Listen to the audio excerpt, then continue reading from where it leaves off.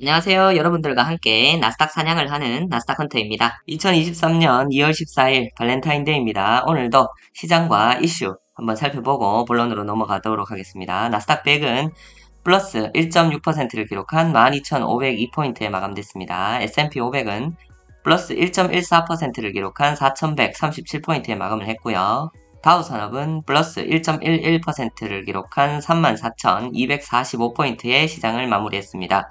최근 3거래일 연속으로 나스닥은 조정을 이어오다가 오늘 플러스 1.6%로 비교적 좋은 흐름을 보여줬는데 다가오는 오늘 저녁이죠. 중요한 CPI 발표를 눈앞에 두고 있습니다. 22시 30분에 1월 CPI와 근원 CPI 발표가 있습니다. 단기적인 시장 흐름을 결정줄 주요 지표인데 현재 JP모건에서 예상하고 있는 CPI 발표에 따른 S&P 500 변동성 예상치 도표입니다. 네, 그 도표를 한번 살펴보면 CPI가 6.5% 이상이 나올 가능성은 5% 정도가 되고 만약에 6.5% 이상이 나오면 S&P 500은 하락이 2.5에서 3.5% 정도 나올 것이다 라는 예상입니다.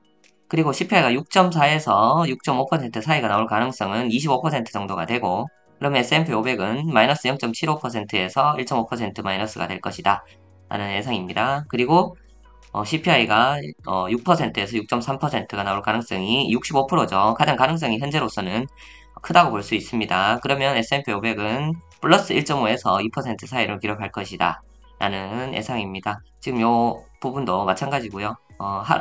6% 이하로 나올 가능성은 5% 정도밖에 안 되고 만약 그러면 대폭적인 상승이 나올 것이다 라는 것을 JP모건에서 예상한 도표인데요. 결론적으로 JP모건에서는 65%로 현재 가장 높게 보고 있는 CPI 6에서 6.3%를 가장 유력하게 보고 있으니까 오늘 S&P 500 증시가 1.5에서 2% 오를 가능성이 가장 크다라고 예상하고 있는 것 같습니다. 또 이에 반해서 미국 전문 경제 매체인 CNBC는 CPI가 이번 예상치보다 높게 나올 가능성이 크고 그 주된 이유는 이전에 발표된 고용지표가 3배 이상 급증한 탓에 임금의 영향이 클 것이다 라고 예상을 하고 있는 상황입니다.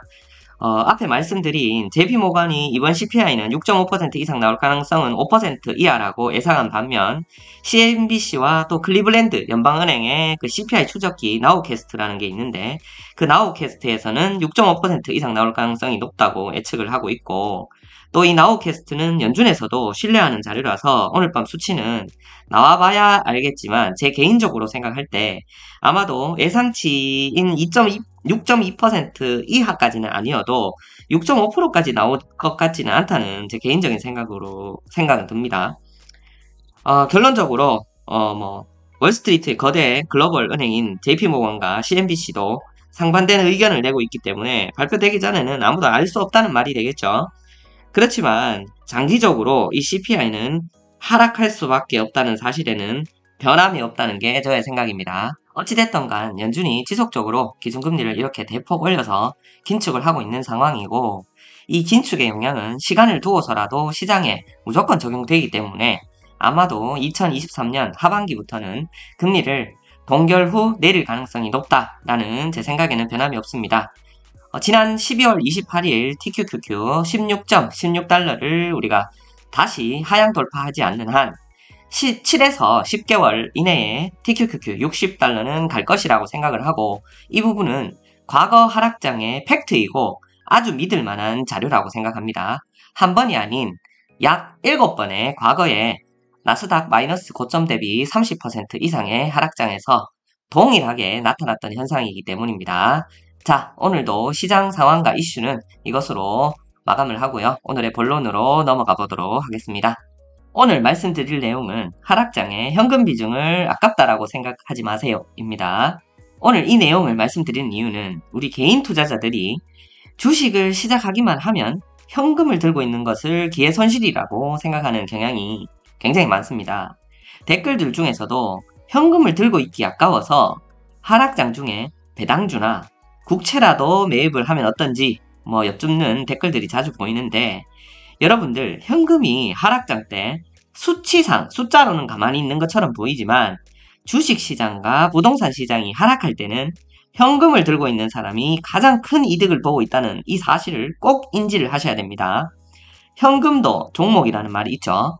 여러분들 쉽게 비교를 해보자면 우리 지금 한국의 부동산 시장이 대체적으로 하락하는 중인데 지역별로 차이는 있겠지만 만약 내가 무주택자인데 현금만 들고 있는 사람이라면 지금 계속 아파트를 더 저렴하게 매수할 수 있는 기회가 지속적으로 오고 있습니다.